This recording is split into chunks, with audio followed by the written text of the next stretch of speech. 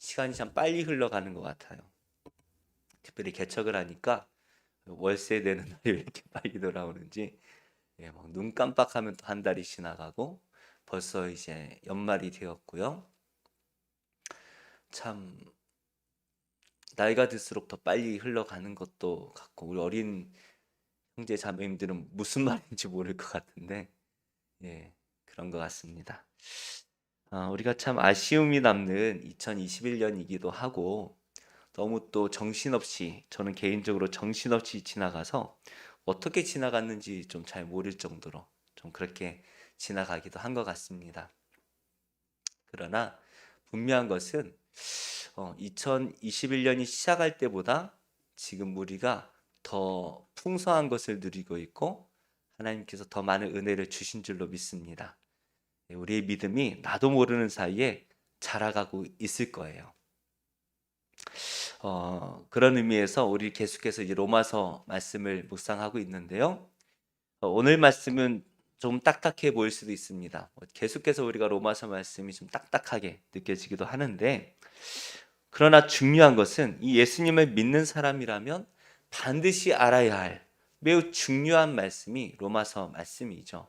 그래서 예수님께서 우리에게 주셨던 이 복음서의 말씀들이 어떻게 보면 저는 개인적으로 가장 중요하다라고 믿지만, 그러나 이것을 우리가 소화해낼 수 있도록 바울이 씹어서 우리에게 이제 먹여주는 과정이 로마서 말씀이다라고 생각을 합니다.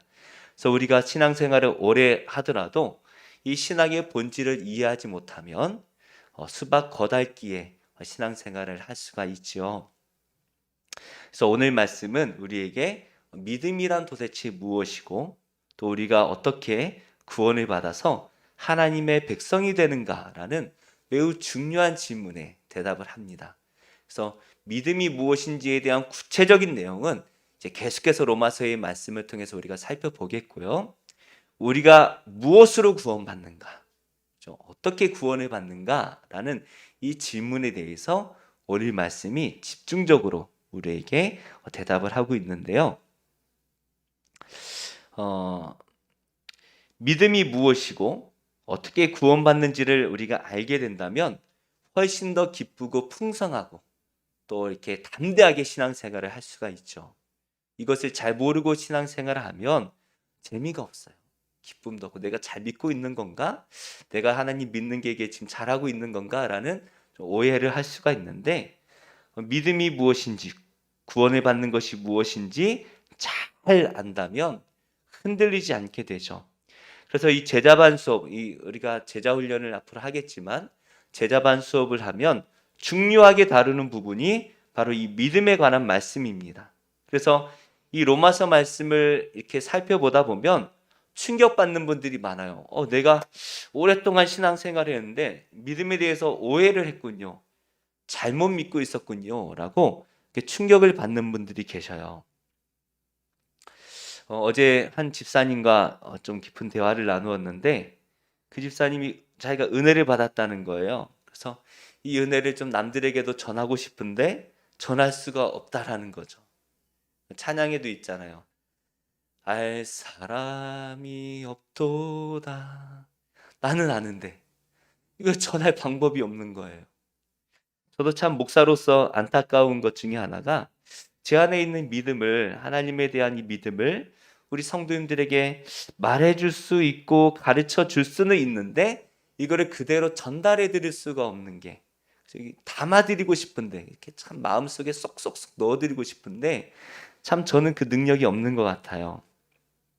제가 말솜씨가 없어서 그런지 기도가 부족한지 모르겠지만 이게 마음속에 쏙쏙 이렇게 하나씩 넣어드리고 싶어요. 그래서 막 저번에 봤던 이단들처럼 쉬 하면 막 쑥 넘어가듯이 사랑받아라, 은혜 받아라 하면 막 다 들어갔으면 좋겠는데 그게 안 돼요.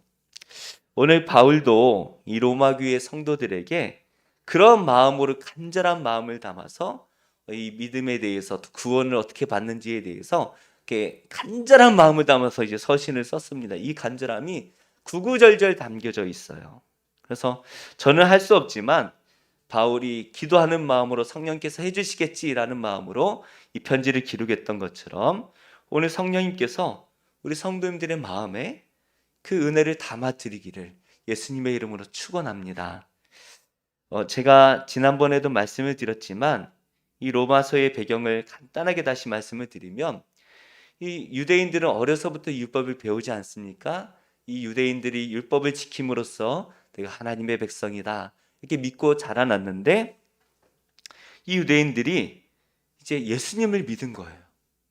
그래서 자기들이 살던 로마 지역으로 다시 돌아가서 예수님을 믿기 위해서 이제 교회를 세운 거죠. 모임을 가졌는데, 그러다 보니까 예수님을 믿는데 어려서부터 율법이라는 것이 너무 강력하게 내 안에 담겨져 있다 보니까 왠지 율법도 잘 지켜야만 구원을 받을 수 있을 것 같은 거예요. 그러니까 우리가 교회에 오면 교회는 이래야지, 왜 여기는 성가대가 없어? 왜 여기는 교동문을 안 해? 막 이런, 그죠? 우리 안에 남겨져 있는 뭔가 어려서부터 해왔으니까 없으면 안 될 것 같은. 그 유대인들이 어려서부터 율법을 너무나 많이 듣고 이것을 이렇게 지키면서 자라다 보니까 율법을 지키지 않으면 구원을 받을 수 없을 것 같은 뭔가, 그죠? 그런 마음이 남아져 있는 거예요. 그러다 보니까 너희들 율법 잘 지켜야 돼. 부정한 음식 먹으면 안 돼. 뭐 이런 것들을 성도들에게 가르쳤다라는 것이죠. 이게 유대인들 사이에서는 별 불편함이 없는데, 문제는 뭐냐면 예수님을 믿어서 구원받기를 원하던 이방인들에게 이 문제가, 율법이 어떻게 적용되는가라는 문제가 생기기 시작하는 거예요. 그래서 바울은 우리가 구원을 받는 것은 율법을 지켜서가 아니라 예수님을 믿는 그 믿음으로 구원을 받는 것이다 라는 것을 우리에게 분명히 가르쳐주기 위해서 로마서의 말씀을 기록하고 있는 것이죠. 우리 19절과 20절 말씀을 함께 봉독하겠습니다. 시작. 우리가 알거니와 무릇 율법이 모든 입을 막고 온 세상으로 하나님의 심판 아래에 있게 하려 함이라. 그러므로 율법의 행위로 그의 앞에 의롭다 하심을 율법으로는 죄를 깨달음이니라. 모세가 이 율법을 받은 것이 BC 1450년경으로 봅니다. 그렇다면 이스라엘 백성들은 거의 1500년 동안 이 율법으로 내가 의로운 삶을 살기 위해 노력을 했다라는 거예요. 사실 우리가 여기서 조금 신학적으로 갈리는데, 이제 최근의 신학들은 어떻게 보냐 하면 이스라엘 사람들은 율법을 잘 지켜서 구원받는다라고 생각하지 않았어요. 뭐냐 하면 그들은 태어나는 순간, 아브라함의 후손으로 태어나는 순간 나는 이미 구원받고 택함받은 자라는 거죠. 그러면 그 아브라함의 후손으로서 구원받은 하나님의 백성이라면 어떻게 살아야 되는가, 이게 율법이라는 거죠. 그래서 우리는 선택받은 선민이야, 특별히 선택받은 선민이야, 그 자부심으로 율법을 지켰다라는 것이죠. 율법을 지킬 때마다 난 너희와 달라, 난 너희와 달라. 어찌되었든 그들은 자신의 의로움을 이 율법에 담으려고 했습니다. 그래서 율법을 지키면서 난 너희와 달라, 나 의로운 자들이야 라고 이렇게 생각을 했는데요. 바울은 사실 이 율법이 우리를 의롭게 만들 수 없다라고 말을 하고 있죠. 하나님께서 이스라엘 백성들을 구원하시기 위해 율법을 주신 것이 아니다라고 말씀을 하십니다. 오히려 율법을 온전하게 지키려고 하면 한 가지 사실을 깨닫게 된다는 거예요. 내가 율법을 온전히 지키려고 노력하면 노력할수록 한 가지 사실을 깨닫게 되는데, 그게 뭐라고요? 내가 죄인이다라는 사실이라는 거예요. 내가 열심히 율법을 지키려고 할수록 나는 죄인이다. 바벨론의 포로로 잡혀갔던 이스라엘 백성들이 포로로 잡혀갔잖아요. 우리가 이제 성경을 공부하다 이제 하셔서 이제 아시겠지만, 바벨론의 포로로 잡혀간 이스라엘 백성들이 충격에 빠졌습니다. 왜냐하면 어떻게 하나님께서 이 다윗에게 언약하셨던 영원한 나라가 무너질 수 있는가? 여기서 한번 충격을 받고, 두 번째 충격받은 게 어떻게 저 더러운 이방 민족이 우리 하나님의 성전을 무너뜨릴 수 있는가? 여기에 또 충격을 받은 거예요. 절대로 무너질 수 없다라 생각했던 하나님의 성전이 무너져 버린 거예요. 그래서 왜 우리가 이렇게 망했는가? 이것을 포로로 잡혀가서 계속 생각하다가 결론 내린 게, 우리가 하나님의 율법을 지키지 않았기 때문이구나. 하나님의 성전을 사랑하지 않았고 또 하나님의 율법을 지키지 않았기 때문이구나. 그래서 이 사람들이 성경에 나오는 율법들을 정리를 해가지고요, 행해야 될 것과 행하지 말아야 될, 성경에 그죠? 해야 될 게 있고 하지 말아야 될 게 있잖아요. 이것을 율법으로 정리를 해서 세보니까 613가지의 규례들이 나온 거예요. 그래서 이것을 잘 지켜야 한다, 그리고 믿고 열심히 율법을 가르치고 지키려고 노력했던 사람들이 바로 신약 성경에 나오는 바리새인들이죠. 그 바리새인들이 우리가 율법을 어겼기 때문에 이렇게 우리가 멸망을 한 거야. 그래서 율법을 잘 지켜야 하나님께서 우리를 회복시켜 주실 거야 생각을 한 거예요.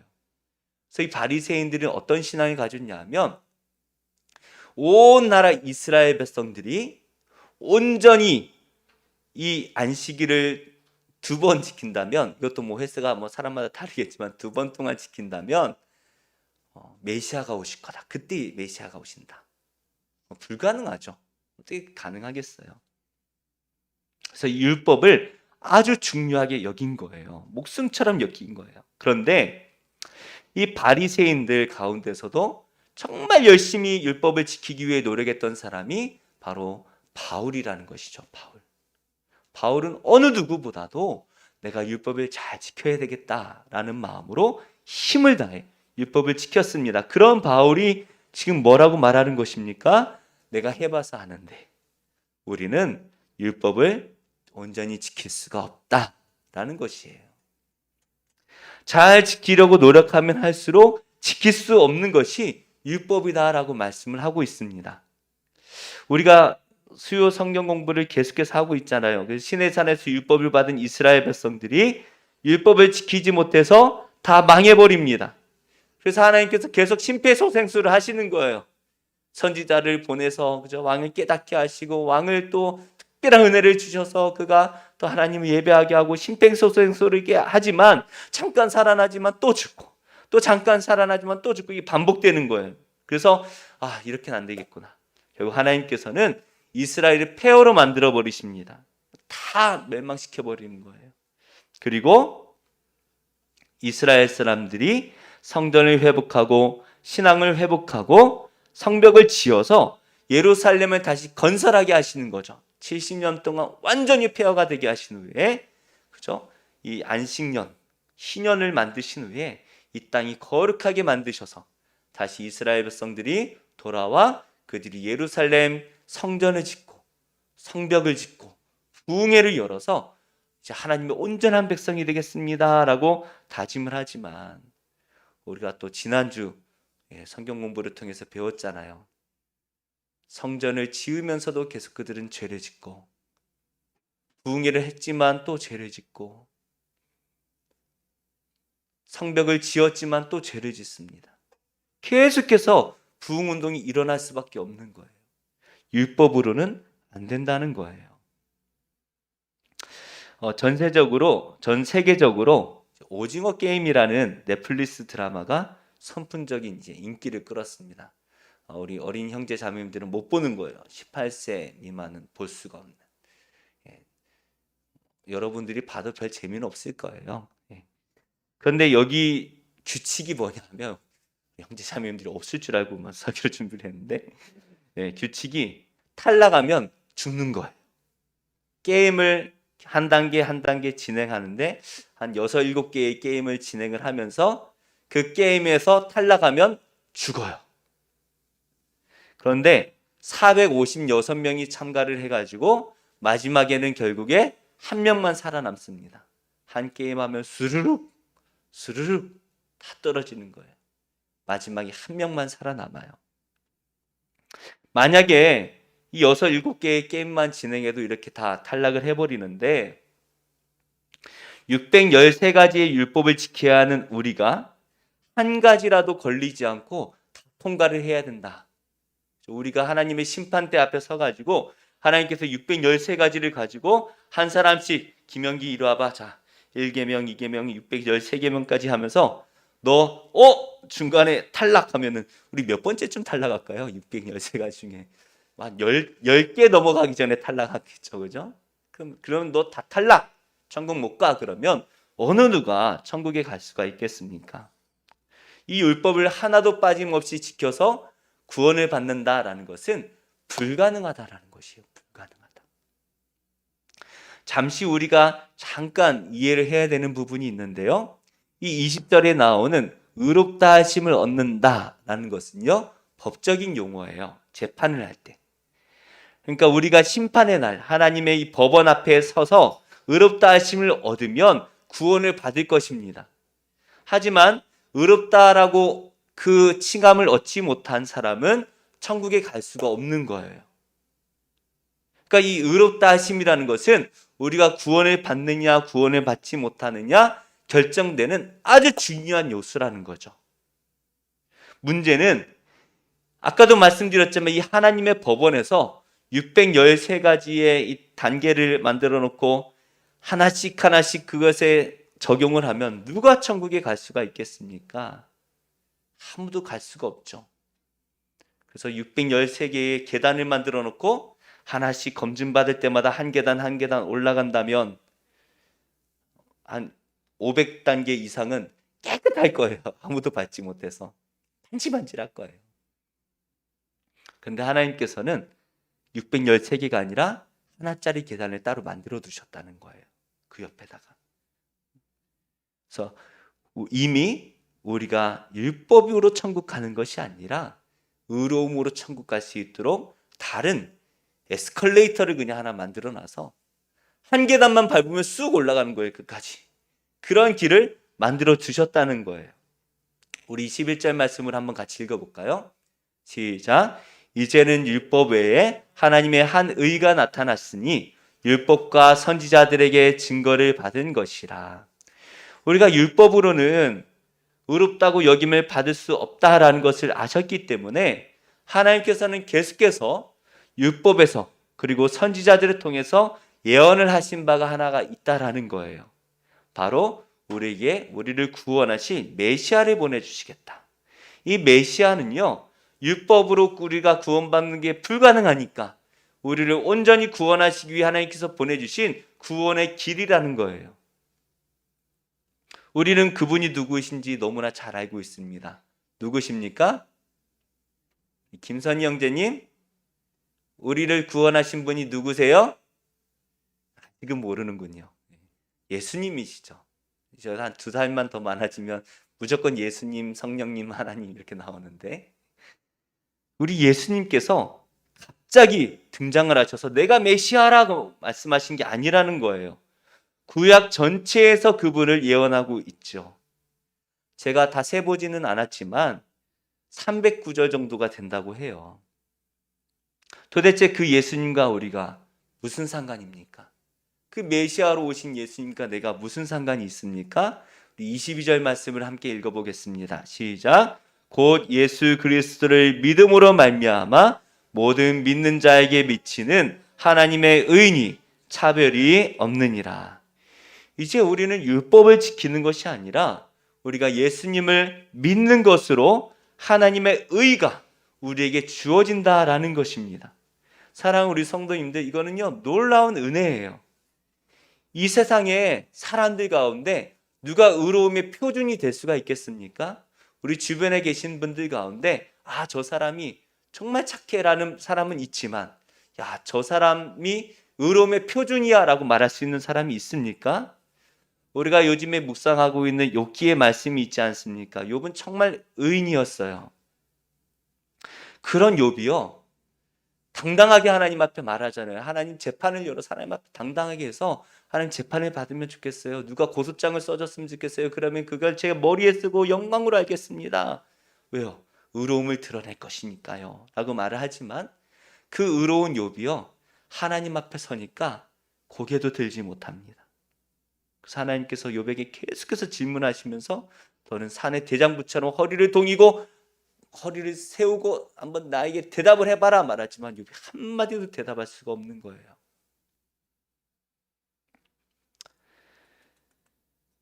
다 죄인이라는 거예요. 우리는 하나님 앞에 서면요 다 죄인입니다.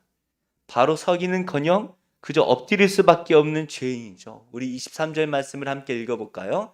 시작. 모든 사람이 죄를 범하였음에 하나님의 영광에 이르지 못하더니. 이 심판의 날 우리에게 요구되는 이 의로움의 정도, 저 마지막 심판의 날에 우리에게 요구되는 그 의로움의 정도가 인간으로서 죄를 짓지 않는 이 정도가 아니라는 거예요. 어느 정도에 이르러야 된다고요? 하나님의 영광에 이르러야 한다라는 것이에요. 그냥 인간으로서 죄 짓지 않고 대충 그저 어려운 사람 도와주고 착하게 사는 정도, 이 정도로 우리가 구원받을 수가 없다는 거예요. 생각해 보세요. 천국에 갔는데 그냥 이 세상에 살아가는 그 사람들 정도로 천국의 사람들이 채워진다면 그 안에서 또 얼마나 많은 사람들이 서로 조금 남아있는 그 작은 탐욕일지라도 그것으로 서로를 죽이고 밟고 그러한 세상이 또 만들어지지 않겠습니까? 그건 너무나 분명한 역사적 사실이에요. 우리가 알고 있습니다. 하나님께서 죄악된 세상을 다 물로 쓸어버리시고 온전한 노아 한 사람을 통해서 세상을 다시 만들어 가셨지 않습니까? 그런데 얼마 지나지 않아서 죄악이 세상을 다 채워가는 거예요. 우리 안에 죄악이 남아있는, 조금이라도 남아있는 이 상태로 우리가 천국 간다면 그건 천국이 안 돼요. 불과 몇 년만 지나버리면 지옥과 같은 세상이 돼버릴 것입니다. 그건 분명해요. 그래서 어느 정도가 돼야 천국에 갈 수 있다고 말씀을 하십니까? 하나님의 영광에 이르기까지. 그래야만 우리가 천국에 갈 수가 있다는 거예요. 그런데 우리가 예수님을 믿기만 하면 이 하나님의 의가, 영광스러운 그 의가 우리에게 주어진다라고 말씀을 하십니다. 조금 전에 제가 말씀드렸듯이 우리가 마지막 날이 되면 하나님의 재판을 받게 될 것이에요. 그때 어떤 사람은 제가 이런 착한 일을 했습니다, 저는 저런 착한 일을 했습니다 라고 말할 거예요. 저 사람이 탈락하는 걸 보면서 하나님, 저는 저런 죄 안 지었어요 라고 한 걸음 한 걸음 613개의 계단을 올라가겠지만 613가지 죄에 걸리지 않는 사람이 하나도 없다는 것이에요. 그런데 하나님 옆에서 예수님께서 서 계시다가 이렇게 말씀을 하십니다. 저 사람은 저를 믿는 사람입니다. 제가 보증합니다 라고 한마디만 하시면, 이러면 이 613가지의 율법으로 우리를 판단하는 것이 아니라 하나님께서는 그 예수님을 믿는 그 믿음 하나만 보시고 우리를 판결하시는데 뭐라고 판결하세요? 김영기, 하나님의 의를 가졌다 라고 판단하시는 거예요. 이렇게 선언하시면 끝나는 거예요.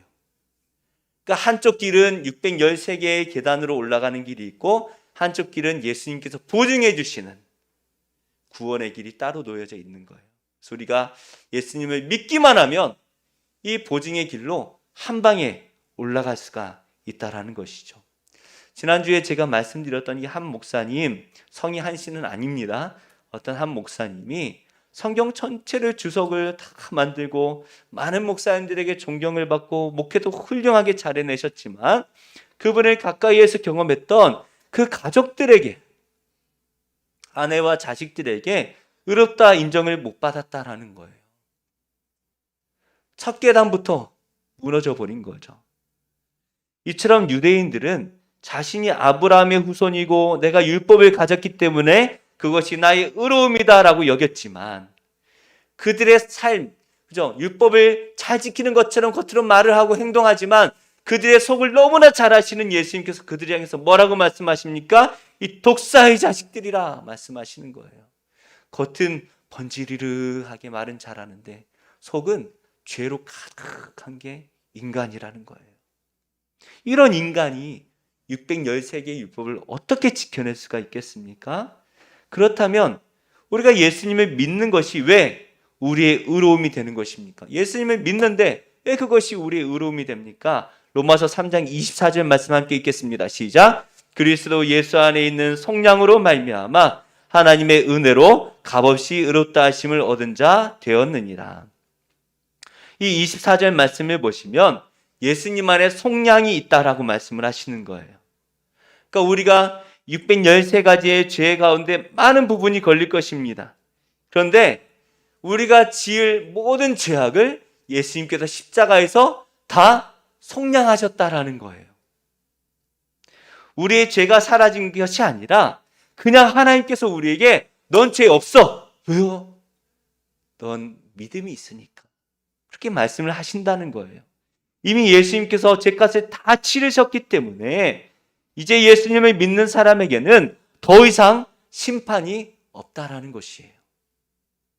우리가 예수님을 믿으면 심판이 없는 거예요. 613가지 그걸로 우리를 판단하시는 것이 아니라 그 예수님을 믿는 길로 구원을 주신다라는 거예요. 왜요?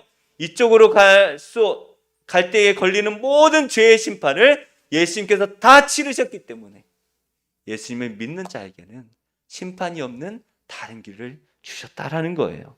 이것을 25절에 분명하게 말씀하고 있죠. 함께 읽겠습니다. 25절입니다. 시작.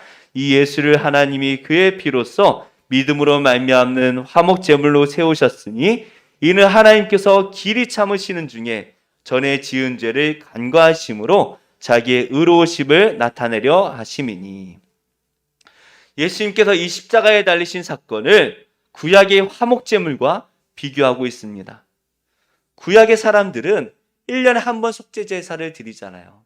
대제사장이 속죄제사를 드리고 하나님 앞에 나아가서 이스라엘 모든 백성의 죄를 다 속해 주시기를 하나님께 기도를 드리는 거예요.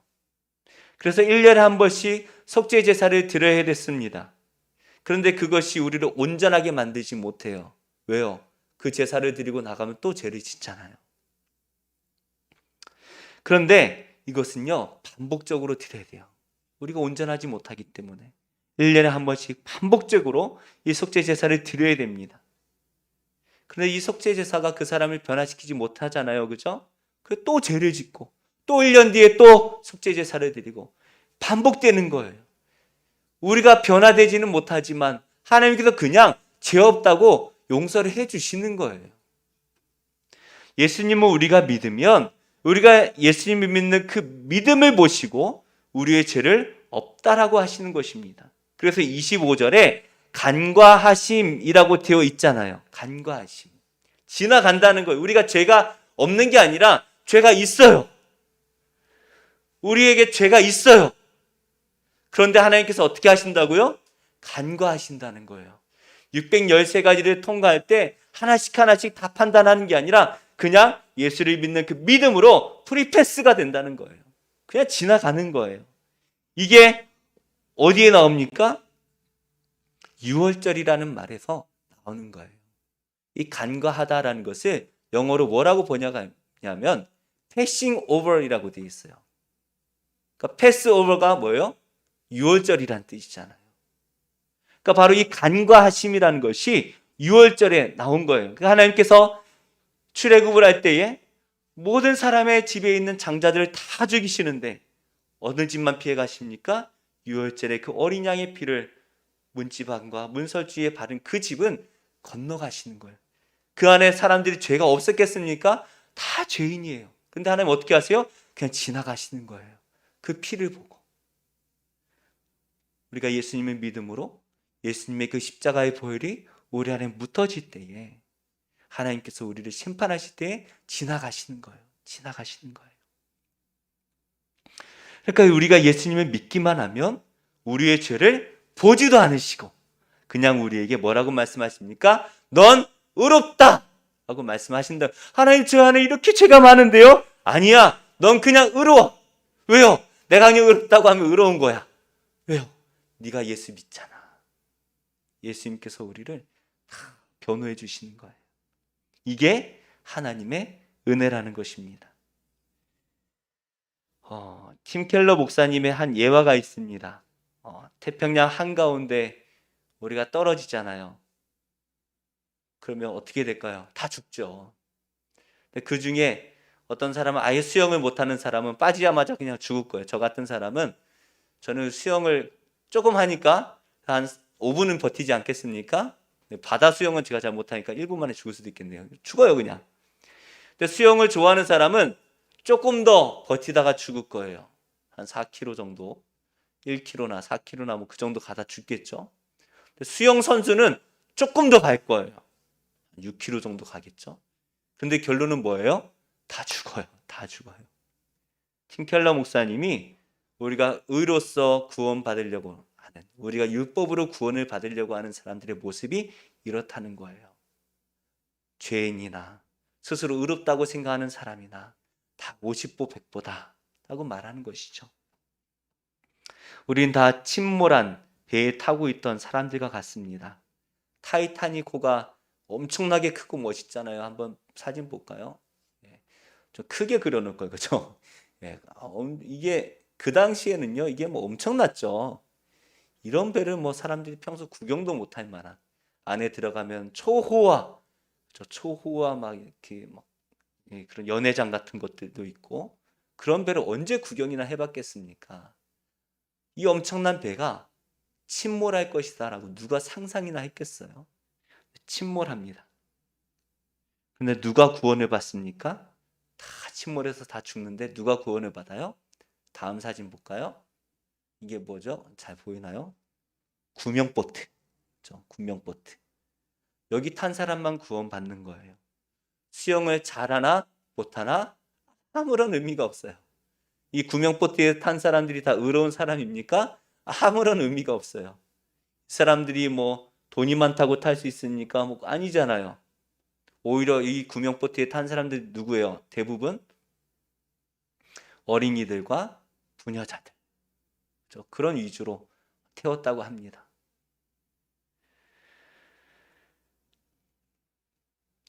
우리는 다 침몰하고 있는 배에 타고 있던 그 사람들과 같습니다. 바다에 다 빠져 있는데 어떤 사람들은 빠졌다는 걸 몰라요. 그냥 나무 판때기 하나 붙잡고 이게 내 세상이 하고 살아가는 거예요. 근데 어떤 사람은 내가 착하다라고 생각하고 자기의 의로움만 믿고 나는 살 수 있어 라고 하면서 수영하려고 합니다. 근데 조금 수영하다가 다 빠져 죽죠. 하나님께서는 우리를 구원하시기 위해 구조선을 보내주셨어요. 구조선.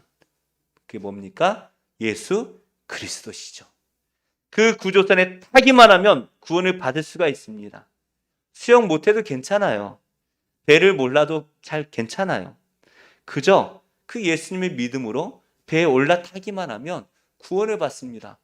저 배에 타면 나를 새우잡이로 팔아 넘기려고 하는 거 아니야 하고 안 타면 죽는 거예요. 이스라엘 백성들이 출애굽을 하면서 하나님께 불평을 하죠. 믿음이 없어서 불평을 해요. 여기서 우리를 죽이려고 하느냐? 분명히 하나님께서 믿음으로 약속의 땅을 주셨는데 그 땅을 바라보지 못하고 우리 여기서 죽이려고 하느냐 불평을 해요. 그래서 하나님께서 참다 못해서 광야에서 불뱀을 보내셔서 그 불뱀에 물려요. 독이 이제 있으니까 죽어가잖아요. 그때 하나님께서 모세가 하나님 앞에 나가서 중재를 합니다. 그리고 하나님께서 모세에게 명령하시죠. 놋뱀을 만들어서 장대에 매달아서 높이 들어라. 그 놋뱀을 보기만 하면 살게 될 것이다 라고 말씀하세요. 어려워요? 안 어려워요. 근데 참 신기한 게 그걸 보기만 하면 살아요. 근데 더 놀랍고 신기한 건 그거 안 봐서 죽은 사람들이 있다는 거예요. 기적 아닙니까? 보기만 하면 사는데 그걸 안 봐요. 우리가 그 예수님이, 그죠? 우리를 구원하시는 하나님의 아들이심을 믿기만 하면 된다는 것입니다. 믿기만 하면 돼요. 십자가가 없나요? 제가 벌써 20년 전이죠. 20년 전에 처음 비행기를 타고 이제 어디죠? 김포공항에서 사천공항으로 비행기를 타고 가는데 밤에 본 광경이 너무 신기한 거예요. 처음에 보니까요. 와, 이게 네온 사인이, 우리나라 네온 사인이 참 밝은 게 두 가지가 있어요. 하나는 그죠? 그 숙소들이 네온 사인이 엄청 밝고, 또 하나는 십자가가요. 얼마나 많은지 몰라요. 없는 곳이 없어요. 시골 땅에도 십자가 불빛이 하나씩 다 있는 거예요. 너무 신기하더라고요. 그렇게 십자가가 많고 그 십자가를 믿기만 하면 구원을 받는다라는 것을 모르는 사람이 어디 있습니까? 한 번쯤은 다 들어봤죠. 그런데도 신기한 것은요, 안 봐요. 참 기가 막히게 안 봐요. 어디 용하다는 타로 점집은 그렇게 찾아가면서 주변에 흔해 빠진 이 교회는 참 많아요. 그게 어렵나요? 그런데 그것을 믿는 사람은 다 구원받은 줄 믿습니다. 우리는 믿기만 하면 됩니다. 그러면 이미 십자가에서 우리의 죄값을 다 지불하신 그 예수 그리스도의 은혜가 우리에게 오는 것이에요. 그때에 하나님께서 네가 예수를 믿는구나. 하나님께서 하나님의 의를 주시는 거예요. 사랑하는 우리 성도님들, 우리는 어떠한 노력으로도 하나님 나라에 들어갈 수가 없습니다. 의롭게 될 수가 없습니다. 그러나 예수님을 믿는 그 믿음을 우리 하나님께서는 우리에게 의다라고 말씀을 하세요. 이것을 이제 로마서가 계속해서 이제 논리적으로 설명을 할 텐데요. 하나씩 하나씩 우리가 살펴보고요. 이런 질문이 나올 것 같더라고요. 목사님, 밀양이라는 영화를 보니까 과연 이 세상에서 나쁜 짓 다 하고 살면서 예수님만 믿으면 천국 가면 그게 정말 공의입니까? 그 공정한 하나님입니까? 라고 물어보실 수도 있어요. 그 부분도 로마서가 자세하게 설명하고 있으니까요. 하나하나 우리가 함께 살펴봤으면 좋겠고요. 우리 함께 이 찬양을 부르면서 좀 하나님을 깊이 생각했으면 좋겠습니다. 주가 보이신 생명